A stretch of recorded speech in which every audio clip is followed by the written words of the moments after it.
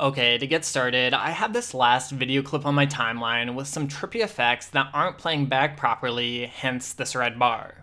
To fix this, you can render an individual clip by selecting it on the timeline and pressing the Enter key on your keyboard. Okay, and now when I play this back, it works like a charm.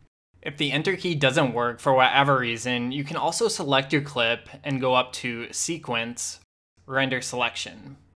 And I'm just going to cancel this because I already showed you the final result.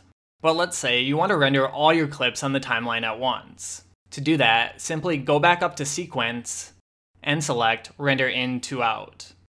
Then once this is finished, all your clips will play back smoothly and have the green bar over them. Alright, and that's it for this quick tutorial. Thanks for watching and see you next time. Hey everyone, if you like this tutorial, check out my Ultimate Premiere Pro course in the link below. For only $14, you'll get all my current and future content without ads and intros. The course even has some exclusive content with more exclusive videos coming in the future. Thanks for the love and support, and I'll see you guys in the next video.